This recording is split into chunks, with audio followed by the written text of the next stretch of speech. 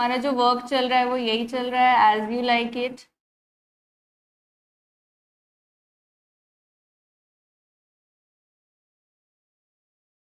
और as you like it में आज हम लोग करेंगे एक्ट 3।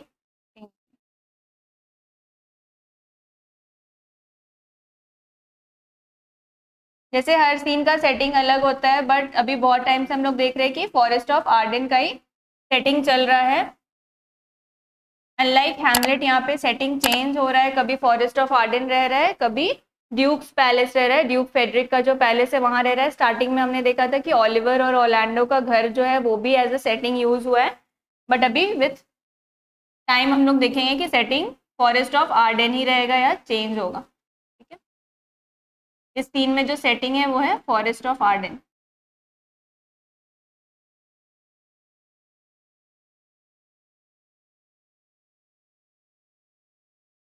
तो इस सीन में क्या होता है, Touchstone and a goatherd name Audrey.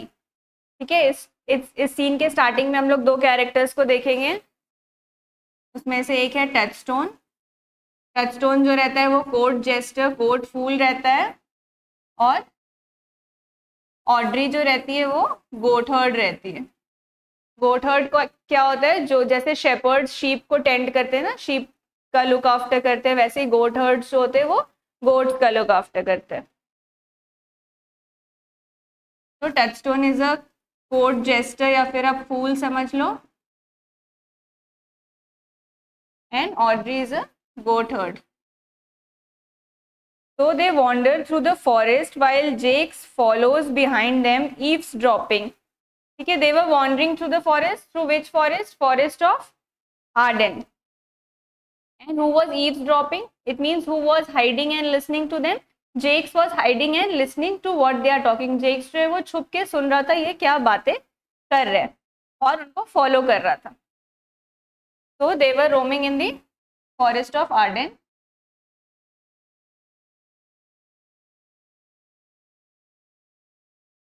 In this scene,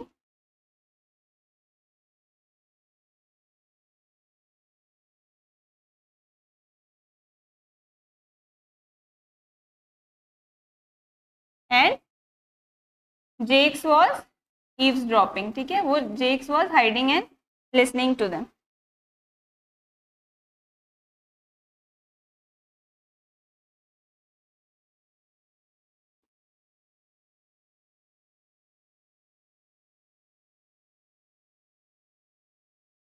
Yes, Jakes is a court fool. He's a jester. His work is to make people laugh. No, sorry, Touchstone is a court fool and he's a jester, but Jakes is a lord. Like there are two dukes, na, Duke Senior and Duke Frederick. You know about them? They both are brothers. Duke senior और Duke Frederick दोनों भाई रहते हैं, और जो Duke Frederick रहता है वो ड्यूक सीनियर को फॉरेस्ट में भेज देता है, अपने किंगडम से निकाल देता है। तो जेक्स जो है वो एक इंसान रहता है, उसका लॉयल लॉर्ड्स, एक वफादार ऑफिसर रहता है जो कि उसको फॉरेस्ट ऑफ आर्डन में अकम्पनी करता है। वहां पे जंगल में वो अकेले तो नहीं रहते, उनके साथ कुछ लॉयल लॉर्ड्स रहते हैं। तो जेक्स भी जंगल में रहता है, जो रहते हैं लॉयल लॉर्ड उनके साथ। और टचस्टोन जो है वो रोजलिन और सीलिया के साथ फॉरेस्ट ऑफ आर्डन में आया है, और वो भी ऑड्री के साथ घूम रहा है। ऑड्री जो है गोटहर्ड है।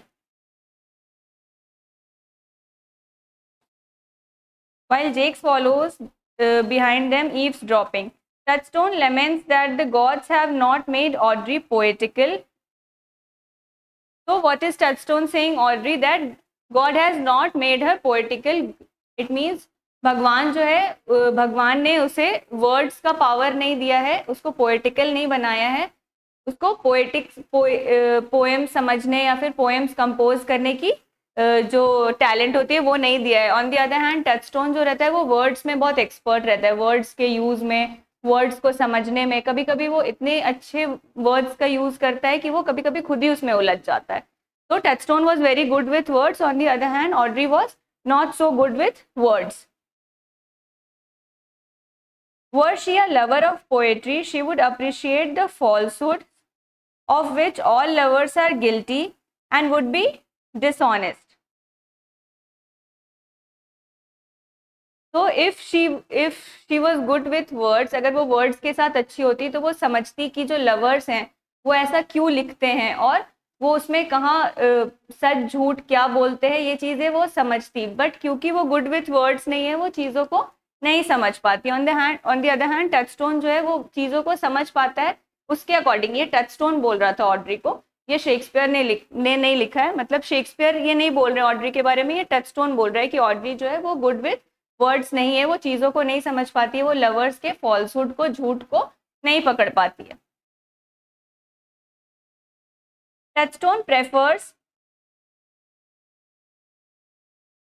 she possesses. So Touchstone wants that she becomes good with words. Touchstone wants her to become good with words, but she is not as good with words as Touchstone is.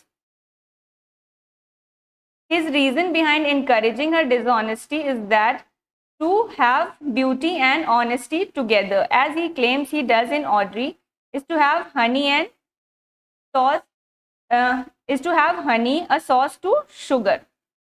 So he claims that if beauty and honesty are together, अगर लोग सुंदर भी हैं और honest भी, दोनों चीज़ें अगर साथ में रहेंगे, अगर ऐसा ये चाहता है कि ऑड्री रहे, तो अगर लोग सुंदर और ऑनेस्ट साथ में रहेंगे तो it's like having honey and sugar together. ये कॉम्बिनेशन हनी एंड शुगर की तरह है, मतलब दो चीज़ें अच्छी, ब्यूटी और ऑनेस्टी दोनों चीज़ अच्छी है, और इधर हनी एंड शुगर दोनों चीज़ अच्छा है। तो to have beauty and honesty together is like to have sugar and honey together. Nevertheless, Touchstone has arranged to marry Audrey in the forest with Sir Oliver Martix. Now Touchstone has made an arrangement to marry Audrey. Touchstone जो है वो court से आता है, वो kingdom dukes के palace से आता है, ठीक है, लेकिन यहाँ पे जंगल में आके, फॉरेस्ट में आके उसको ऑड्री से प्यार हो जाता है, जो कि एक गोटहर्ड, यहाँ सिंपल सी रहने वाली लड़की, फॉरेस्ट में रहने वाली लड़की रहती है, और टचस्टोन जो है वो एक पूरा सेटअप कर लेता है, पूरा तैयारी कर लेता है ऑड्री से शादी करने के लिए। और वो शादी करने के लिए वो किसको बुलाता है वहाँ पे, सर ओलिवर मार्टेक्स को बुलाता है, जो कि एक वाइकार रहते हैं फ्रॉम नियर बाय विलेज, एक प्रीस्ट रहते हैं, मतलब ऑफिशियल प्रीस्ट नहीं लेकिन प्रीस्ट के पोस्ट पे काम करते हैं, तो उनका क्या नाम रहता है, sir Oliver मार्टेक्स।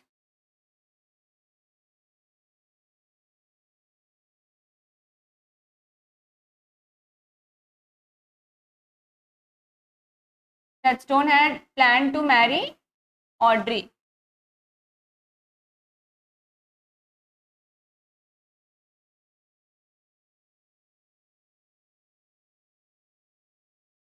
So they both were about to marry.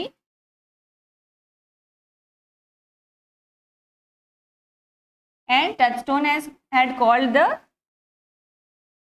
vicar, Sir Oliver Martext, for this marriage.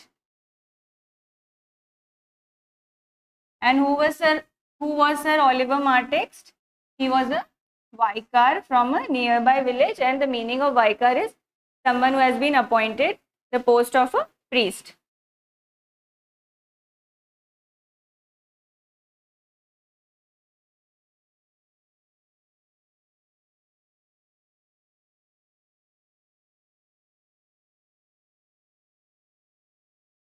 Touchstone determines that many wives cheat on their husbands, but claims that the haunts of cuckoldry are nothing of which to be ashamed.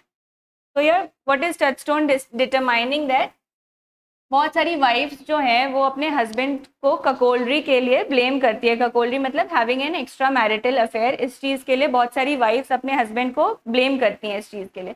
लेकिन Touchstone के according it is nothing to be ashamed of, ये कोई ashamed होने वाला, कोई शर्म आने वाला बात नहीं है, ऐसा टचस्टोन का मानना है। Oliver Martext arrives to perform the wedding ceremony and insists that someone give the woman so that the ceremony is lawful. तो सर ओलिवर मार्टेक्स जब आते हैं पूरा मैरिज का सेरेमनी करने के लिए, तो यहाँ ऑड्री के साइड से कोई नहीं होता है, तो क्या बोलते हैं सर ओलिवर मार्टेक्स कि ऑड्री के साइड से भी कोई होना चाहिए ताकि वो उसको मैरिज में दे, उसको लॉफुली मैरिज में दे। जैसे हमारे हिंदू रिचुअल्स में भी होता है ना कि वो कन्यादान जो होता है, तो बेसिकली यहाँ पे प्रीस्ट जो है वो अपने रिचुअल के हिसाब से एक ऐसा ही रिचुअल करने के लिए बोल रहे थे जिसमें ऑड्री को कोई लॉफुली मैरिज में दे। तो ऐसा कोई था नहीं वहां देने के लिए, और प्रीस्ट के अकॉर्डिंग अगर कोई लॉफुली ऑड्री को नहीं देगा मैरिज में, तो ये मैरिज कहीं ना कहीं से अनलॉफुल होगा.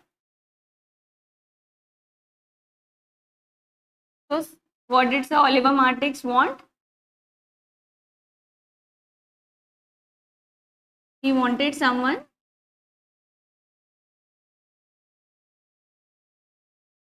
to give Audrey for marriage.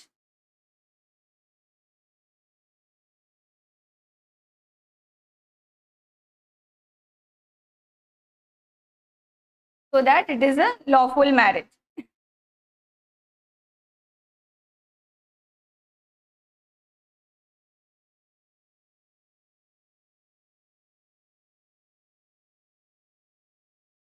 वो लॉज के हिसाब से, रिचुअल्स के हिसाब से, ताकि वो मैरिज सही हो, इसीलिए सर ओलिवर मार्टिक्स ऐसा चाहते थे.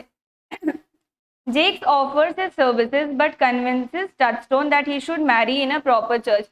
टचस्टोन जो है ये पूरा सेटिंग टचस्टोन ने कहाँ किया था? फॉरेस्ट में ही किया था, एक चर्च में नहीं किया था. और फॉरेस्ट में ये सेटिंग करके उसने एक प्रीस्ट को ही फॉरेस्ट में बुला लिया था. ऐसे तो लोग चर्च में जाते हैं ना, प्रीस्ट वहां रहते हैं, बट टचस्टोन ने ये पूरी सेटिंग जंगल में की थी और एक प्रीस्ट को बुला लिया था. तो इन दोनों की बातें कौन सुन रहा था? जेक्स सुन रहा था ना इन दोनों की बातें. तो जेक्स कहीं ना कहीं टचस्टोन को जानता था पहले से. तो जेक्स बोलता है कि हम ये कंट्रीब्यूशन करने के लिए तैयार हैं, हम I am ready to give Audrey for marriage, but he suggest Touchstone that you should marry in a church only. मतलब वो टचस्टोन और ऑड्री को सपोर्ट करने के लिए तैयार था, लेकिन फिर भी वो सजेशंस दे रहा था कि ये अच्छा होगा अगर आप लोग चर्च में ही जाके शादी करोगे.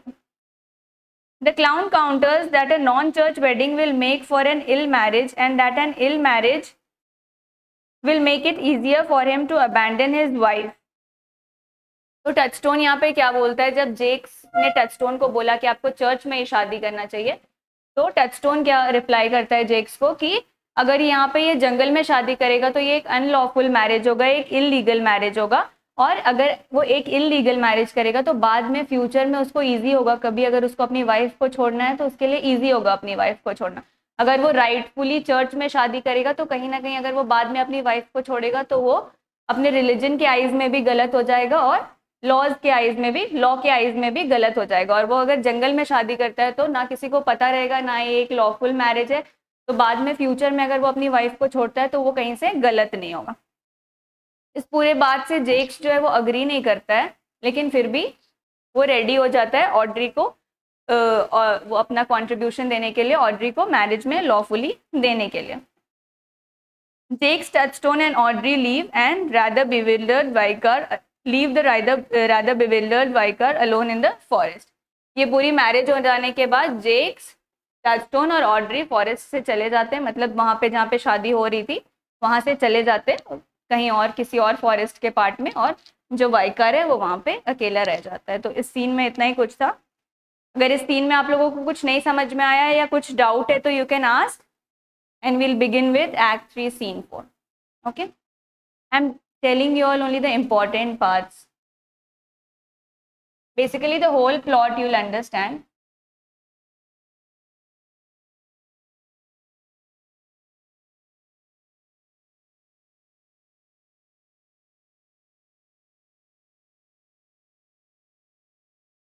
Anyone is having any doubt in Act 3, Scene 3? Then you can ask.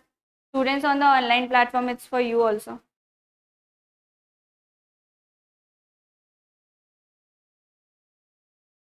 इस सीन की सेटिंग भी रहती है another part of forest of Ardern. Forest of Ardern में ही लोग रहते हैं ना अलग अलग पार्ट्स में, कहीं ऑरलैंडो, रोजलिंड और सीलिया लाइक गैनामीड एंड एलिना है, कहीं जो ड्यूक सीनियर है वो अपने लॉयल लॉर्ड्स के साथ हैं. तो बेसिकली सब लोग अलग अलग पार्ट्स में हैं, सब लोग एक साथ नहीं है, बट बेसिकली अभी तक बहुत, जैसे ऑरलैंडो भी है वो ड्यूक सीनियर से एक बार मिल चुका है, ऑरलैंडो रोजलिंड से भी मिल चुका है, तो लोग धीरे धीरे मिलना स्टार्ट कर रहे हैं एक दूसरे से.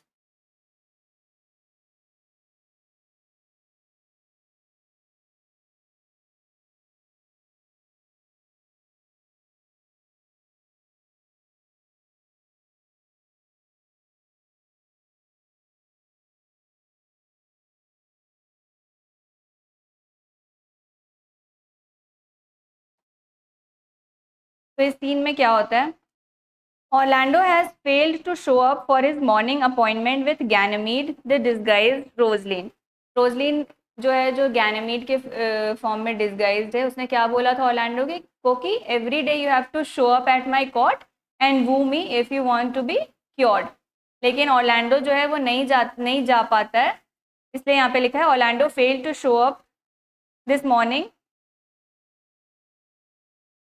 appointed with Ganymede, the disguised Rosaline, and she is distraught and she is very angry. She wants desperately to weep. So what happens? इस सीन में कौन रहता है? Roslin.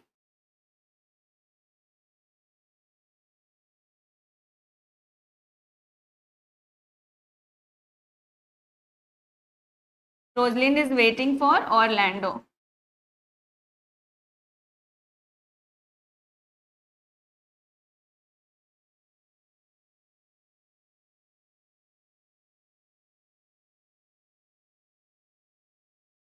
To show up, but he fails.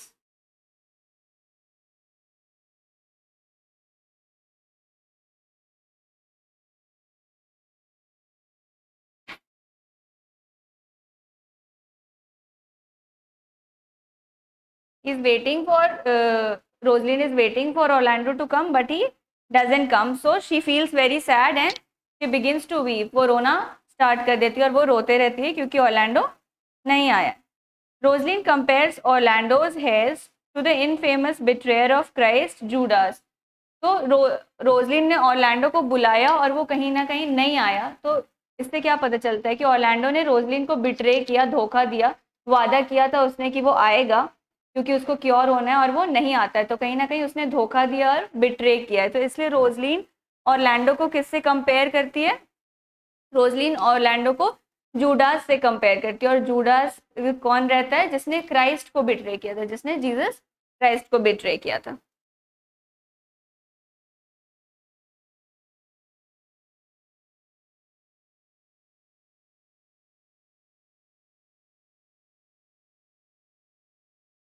He betrays her, so she compares him to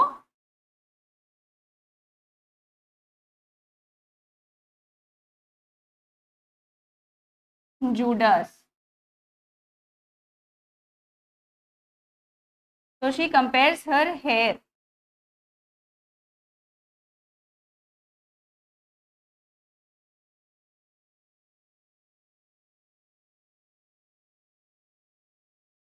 तो Judas hair, ठीक है, वो Orlando के हेयर को किससे कंपेयर करती है? जूडास के हेयर से कंपेयर करती है।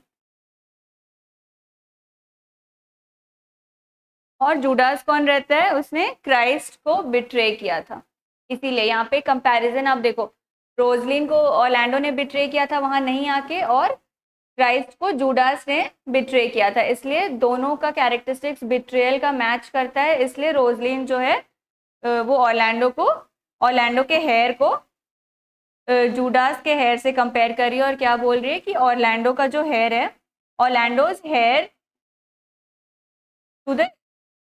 to that of the infamous betrayer of Christ, Judas. Celia insists that Orlando's hair is browner than Judas's,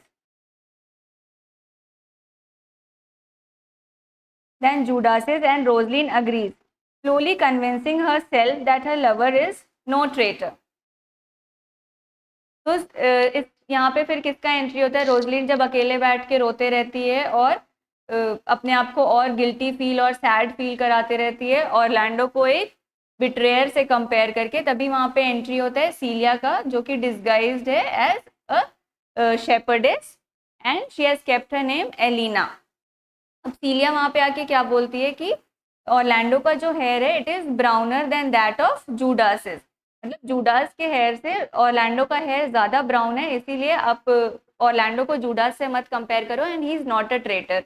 तो कहीं ना कहीं रोजलिन भी अपने आप को कन्विंस करने का कोशिश करती है कि जो मेरा लवर है वो एक ट्रेटर नहीं है, बिट्रेयर नहीं है, वो ज़रूर आएगा। Celia, however, then suggests that in matters of love there is little truth in Orlando. सीलिया फिर भी रोजलिन को ये समझाती है कि इन मैटर ऑफ लव, मतलब प्यार के मामले में आप ऑर्लैंडो पे इतना ज़्यादा ट्रस्ट मत करो इतने जल्दी, और अगर आप सोच रहे हो कि वो बिट्रेयर है, फिर आप अपने आप को समझा रहे हो कि वो बिट्रेयर नहीं है, तो कहीं ना कहीं आपको बहुत केयरफुल रहने का ज़रूरत है, आपको बहुत अच्छे से एनालिसिस करने का ज़रूरत है और आपको बहुत अच्छे से समझने का ज़रूरत है कि ऑर्लैंडो सच में कैसा है. A lover's oath, Celia reasons, is of no more account than of a bartender. Corin enters and interrupts the woman's conversations. He explains that the young shepherd, अब इस सीन में किसकी एंट्री होती है? कोरिन की. कोरिन कौन रहता है ये आप लोगों को ऑलरेडी पता है. कोरिन एक यंग शेपर्ड रहता है, क्योंकि वो लोग फॉरेस्ट में रह रहे हैं. तो यहाँ आप लोग देखोगे बहुत सारे जो कैरेक्टर है वो शेपर्ड, शेपर्डेस, गोट हर्ड,